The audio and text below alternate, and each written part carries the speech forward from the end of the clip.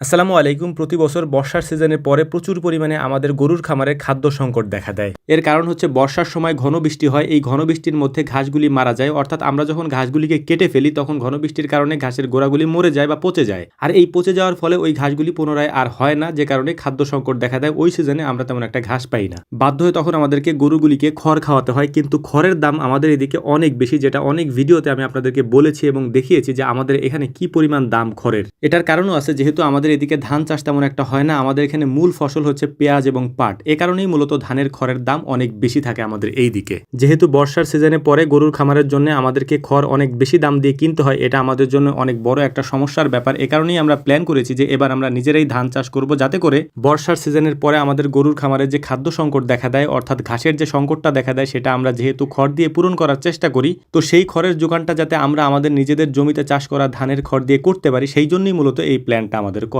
আমরা প্ল্যান করেছিলাম যে অল্প কিছু জমিতে আমরা ধান চাষ করব, এই জন্যই মূলত আমরা কিছু চারাও দিয়েছিলাম। কিন্তু আমরা পরে চিন্তা করে দেখলাম আমাদের পাট কাটার পরে ওই জমিগুলি প্রায় 3 মাস পর্যন্ত ফাঁকা থাকবে, তাই চিন্তা করলাম যে এই জমি ফাঁকা না রেখে এই জমিগুলিতে আমরা ধান লাগিয়ে দিই। এতে করে বর্ষার শেষের দিকে এই ধানগুলি যখন উঠবে তখন আমরা এই ধান থেকে খড়গুলিও পাবো, এবং ওই সময় যেহেতু আমাদের গরুর খামারের খাদ্য সংকট দেখা দেয়, তখন আমরা আমাদের নিজেদের জমিতে চাষ করা এই ধানের খড় দিয়েই আমাদের গরুর খামারের খাদ্য সংকটটা কাটিয়ে উঠতে পারবো ইনশাআল্লাহ। প্রথমে আমরা প্ল্যান করেছিলাম 10 কাঠা জমিতে আমরা ধান লাগাবো, এই জন্যই মূলত হচ্ছে আমরা অল্প কিছু ধানের চারা দিয়েছিলাম যাতে করে 10 কাঠা জমি হয়ে যায়। কিন্তু যেহেতু পরবর্তীতে আমরা প্ল্যান করেছি যে অনেকগুলি জমিতে আমরা ধান লাগাবো, এ কারণেই হাট থেকে গিয়ে আমাদেরকে চারা কিনতে হচ্ছে, যাতে করে আমরা প্রায় 3 বিঘা জমিতে ধানগুলি লাগাতে পারি। যদিও আমাদের প্ল্যান ছিল যে 3 বিঘা না 4 বিঘা জমিতে লাগাবো, তবে আপাতত আমরা 3 বিঘা জমিতে লাগাবো। এবং 1 বিঘা জমিতে আমাদের ঘাস লাগানো আছে, ওই ঘাসগুলির মধ্যে পানি হয়ে গিয়েছে, যেহেতু এটা বোনা ঘাস, এই কারণে হচ্ছে যে মূলত ওই ঘাসগুলি আমাদেরকে কেটে নিয়ে আসতে হবে। এবং ওই জমিতে যখন আমরা ঘাসটা কেটে নিয়ে আসবো জমি থেকে, তখন ওই জমিটাতে আমরা সুন্দর করে চাষ দিয়ে ওইখানেও ধান লাগিয়ে দেওয়ার চেষ্টা করব,